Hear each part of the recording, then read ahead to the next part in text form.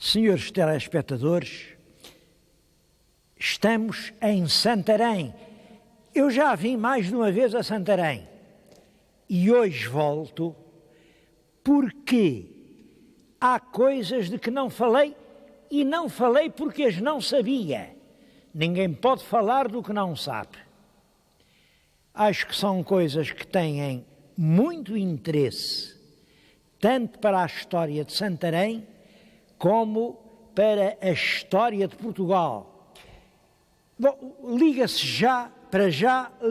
com o Santo Milagre, uma das grandes lendas de Santarém, todos os autores o escrevem, é o Santo Milagre. Vamos até lá falar do Santo Milagre.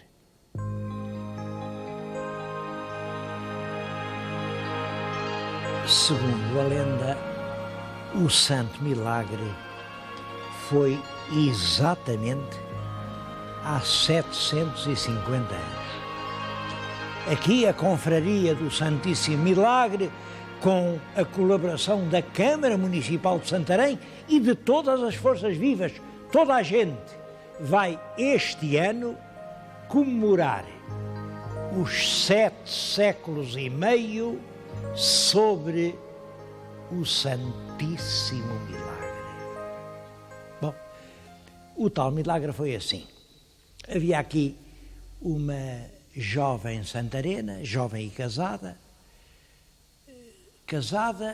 bonita. O diabo é que o marido não era fiel. Não é? Chegava à noite, o marido não aparecia, andava por lá. Isto era uma altura em que havia muitas mouras encantadas, eu não sei por que era. Mas a pobre da rapariga vivia na mais triste solidão. E naturalmente queixou-se, foi ter com uma feiticeira e disse: olha, não sei, eu tenho tudo o que as outras têm, mas o meu marido não quer saber de mim. Claro, a feiticeira era judia, porque isto é uma lenda anti-judaica. E a feiticeira disse-lhe: bom, eu resolvo o teu problema. Eu fabrico aqui um unguento, aqui umas mesinhas, umas coisas, e vais ver que o teu marido passa contigo as 7 noites de cada semana na cama. Isto é mais certo, mas tens que fazer uma coisa. Eu preciso, preciso de uma hóstia consagrada. Portanto, tu vais à igreja, comungas, quando te puserem a hóstia consagrada na língua, tu não engoles, logo que chegares à porta da igreja, guarda lá aqui na beatilha e depois pões lá na arca da tua casa e no dia seguinte trazes-me, porque é claro, eu faço o remédio que vai fazer a tua felicidade. Bom, a pobre mulher assim fez. Foi à igreja, comungou, trouxe a hóstia, escondeu-a, foi a caminho de casa. O que ela não sabia é que a hóstia, roubada e profanada, pingava sangue. E o caminho dela, desde a porta da igreja até à casa onde morava, ficou marcado por pingos de sangue divino. Claro, as pessoas aqui de Santarém, mas o que é isto? O que é isto? Mataram alguém ferido, foram a correr. E o que é que eles viram? Na casa da mulher, escondida numa arca, mas com um resplendor imenso e já rodeada de anjos, estava a hóstia consagrada. Claro, trouxeram em procissão aqui para esta igreja, é a igreja de Santo Estevão, e ela ainda hoje cá está. Quero-vos dizer que esta lenda da hóstia que pingava sangue não é só uma lenda de Santarém. é uma lenda de toda a Europa cristã. Vamos falar disso.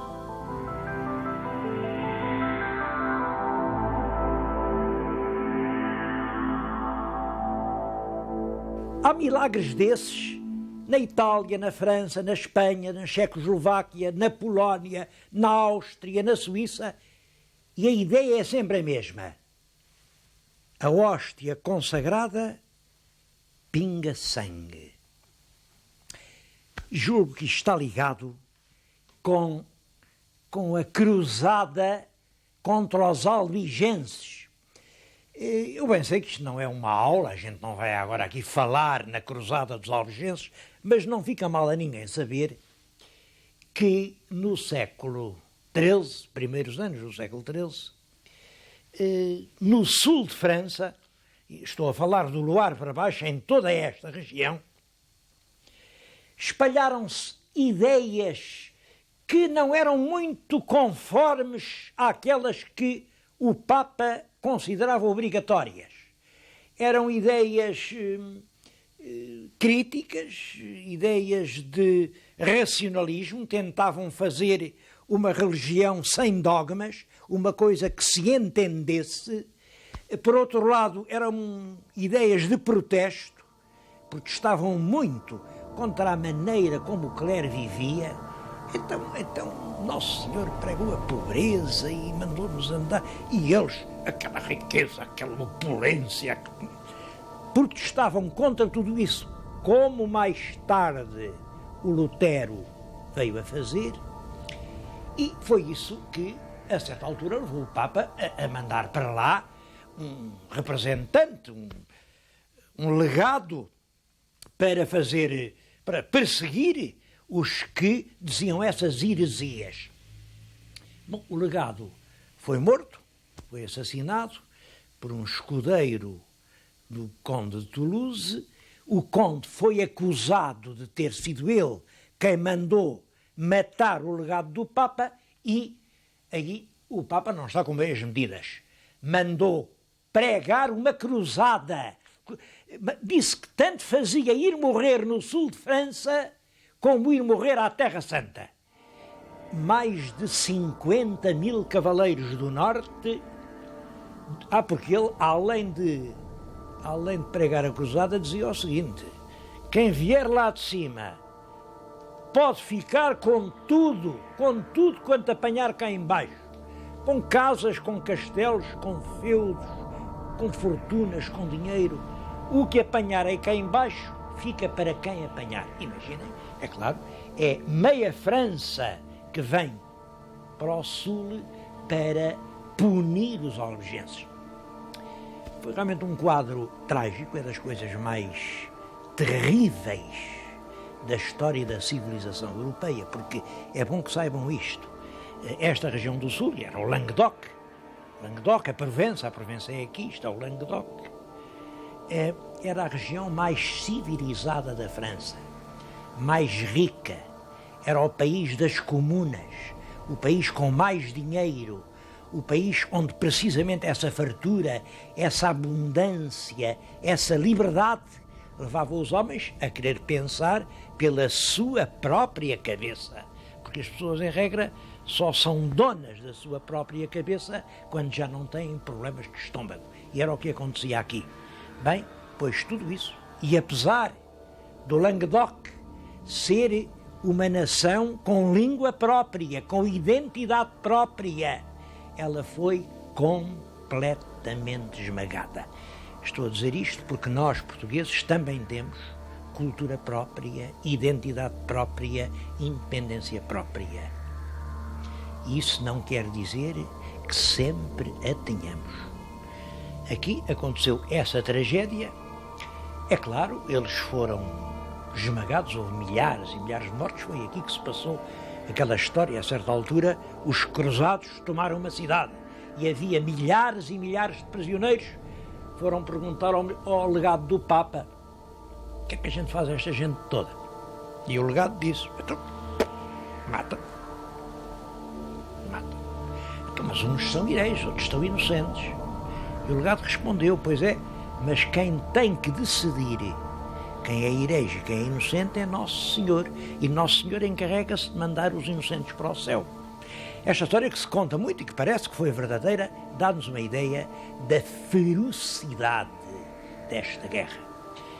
É claro que, apesar disso, as cidades foram tomadas, tudo, mas as ideias permaneceram.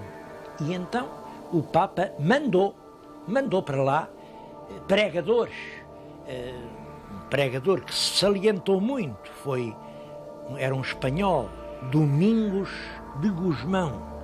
Ele salientou-se muito na pregação, não sei porque porque um amigo dele era aqui de Santarém, chamava-se Soeiro Gomes, mas foi o São Domingos quem deu nome à ordem, são dominicanos, ninguém lhes chama soeirianos, mas o Soeiro Gomes era amigo e companheiro do São Domingos.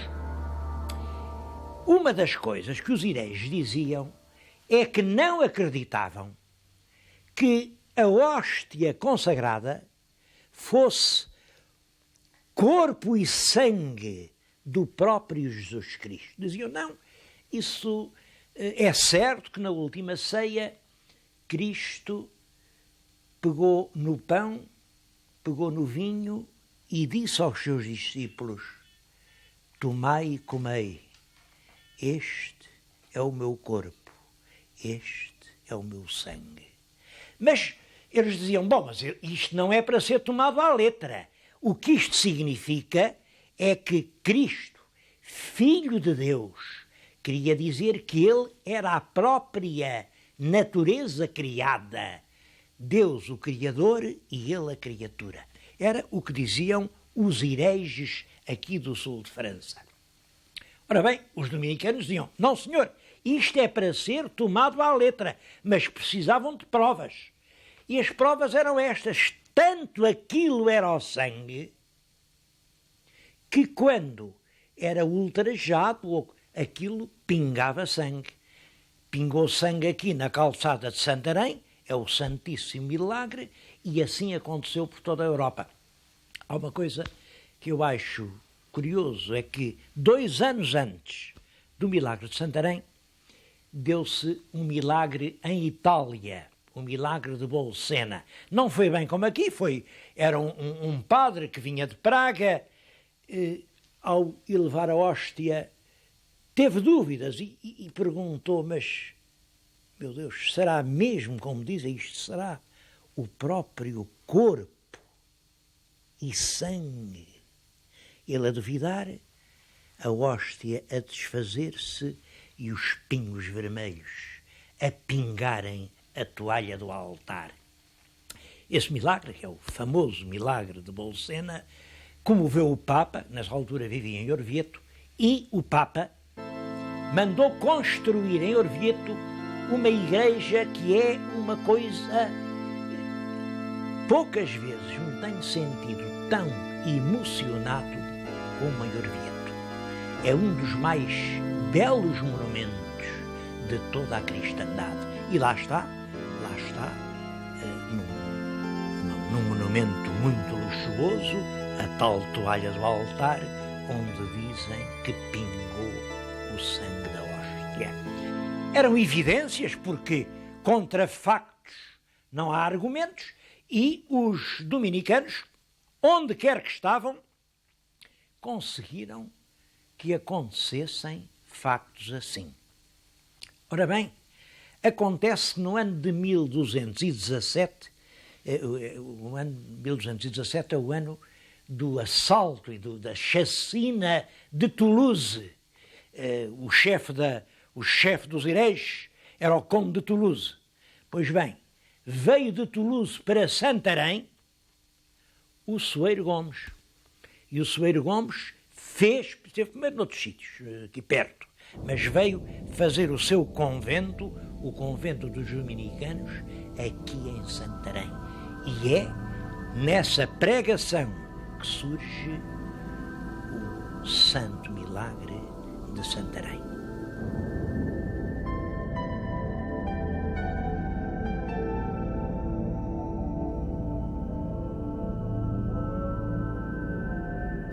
o convento e a igreja dos dominicanos já não existem. Olhem, era ali, o que hoje lá veem é um banco. É que no século passado, creio que 1846, foi posto em asta pública, foi vendido por £1,200 e tal, com claustros, cisternas, aboarias, oficinas, pátios, dormitórios, tudo aquilo foi vendido para fazerem, imaginem, para fazerem uma grande praça de touros. E tudo quanto falava dessa antiguidade que vinha desde o século XIII foi destruído. Tudo não, alguns eruditos escalabitanos reuniram uma ou outra pedra e o que estão agora a ver, por exemplo, esses túmulos, por exemplo, essas cantarias de janelas, tudo isso são pedaços salvos do antigo convento dos dominicanos de Santarém.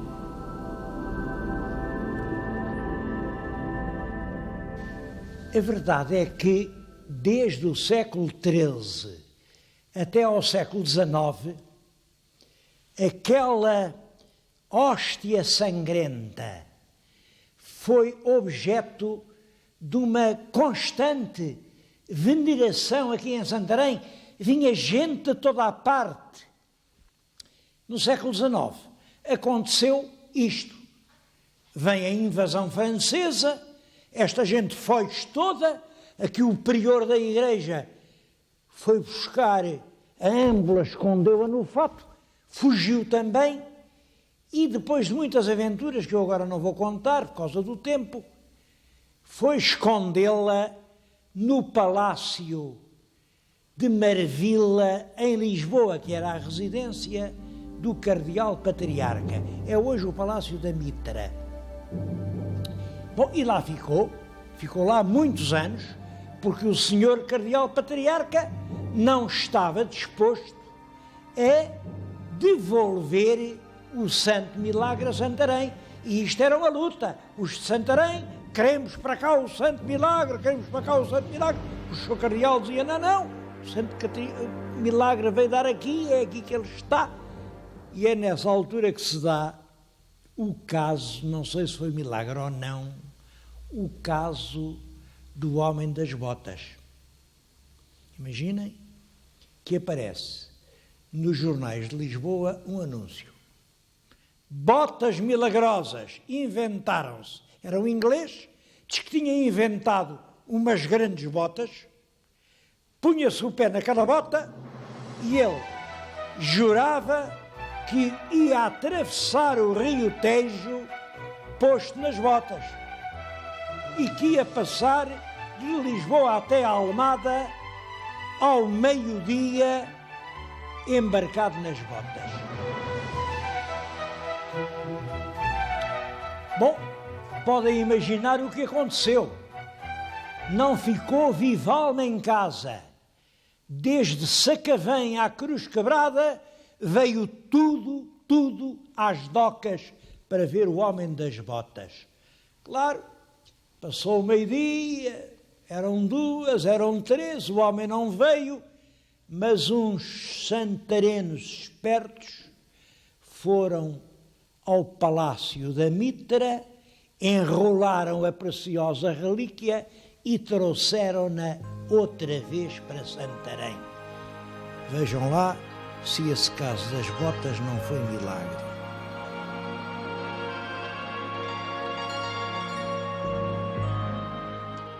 Mas para mim, a história mais fascinante de Santarém é a história de São Frei Gil. Porque o São Frei Gil, não há dúvida nenhuma, fez um pacto com o diabo, nem mais nem menos com o diabo. E apesar disso, foi santo. Portanto, o São Frei Gil prova isto. Um homem pode neste mundo fazer um pacto com o diabo e apesar disso chegar a santo. Bom, é claro, isto é lenda, é uma lenda muito curiosa que reflete a luta entre as universidades. Já no tempo do São Frei Gil, as universidades dividiam-se em dois grupos, as boas e as más. As boas, é claro, são aquelas onde nós próprios damos aulas. E as más são as outras, onde os outros dão as aulas. A lenda é esta: o São Frei Gil, que é uma personagem com existência histórica perfeitamente determinada, era filho de gente rica, parece que o pai era alcaide em Coimbra, e foi estudar, ia para o estrangeiro estudar. A ideia dele é ir para Paris, que era uma grande escola teológica, mas quando atravessava a Espanha, ia na estrada e aparece-lhe um cavalheiro alto, muito elegante, e diz: então, meu amigo, o que é que vais fazer? Olha, eu vou estudar bem, é uma boa ideia, vais estudar. E onde é que vais estudar? Vou para Paris, porque para Paris, para tão longe, olha aqui mesmo, aqui perto, há uma escola de mágicos, uma escola que te podem ensinar coisas que ninguém mais neste mundo te ensina. E tu ficas rico, ganhas um dinheirão, porque podes vencer a vida e a morte. E o Gil hesitou e disse: mas então, e para entrar nessa escola, o que é preciso? É fácil, olha. Dás aqui um golpinho na tua mão e com o teu próprio sangue assinas este contrato. Claro, era um pacto para vender a alma a Satanás. Ele era jovem, não reparou bem nisso e assinou. Olha, levaram-no lá para uma escola, aquilo era tudo nigromantes, feiticeiros, ensinaram-lhe coisas terríveis, mas é verdade, saiu um médico formidável. Ninguém lhe morria nas mãos. E São Frei Gil, brevemente, tinha já uma enorme fortuna. Bom, mas a certa altura, ele estava a dormir, o coração deu-lhe um baque e ouviu uma voz que lhe perguntava: Gil, onde te foste tu meter? Ele acordou e viu que aqui mesmo sobre o coração, tinha o sinal de uma lançada. Aí percebeu que andava por maus caminhos, resolveu ir para Paris, aprendeu com os bons teólogos da Sorbonne, deixou lá aquelas nigromancias diabólicas que lhe davam a fortuna e veio para Santarém, onde viveu santamente. É verdade que ele viveu em Santarém, é verdade que ele fez aqui os seus escritos, é verdade que esses escritos existem e estão hoje publicados. Também é verdade que o seu túmulo era venerado no convento de São Domingos, que o convento foi arrasado para fazer a tal Praça de Touros e que as cinzas do santo de Santarém foram oferecidas pelo senhor governador civil. O senhor governador era o Visconde da Fonte Boa, um homem chamado Marecos, e tinha um parente em Lisboa, esse era Marquês, e ele pegou nas cinzas e ofereceu ao parente Marquês. Pronto, as cinzas foram para Lisboa, não se soube mais delas. A verdade é que os marqueses também morrem, a certa altura não sabiam o que haviam de fazer, eles tinham-na metido aqui nesta caixa, nesta mesma que está junto de mim. E quando o Marquês morreu, foram levá-las a uma igreja, a Igreja da Pena, em Lisboa, de onde há apenas 10 anos, religiosos dominicanos a encontraram e a trouxeram outra vez para Santarém. Estou-lhes a falar no Paço Episcopal de Santarém, junto da urna que guarda, como aqui se lê, as preciosas relíquias de São Frei Gil português, da Ordem dos Pregadores. é o caso de dizer que o bom filho à casa torna.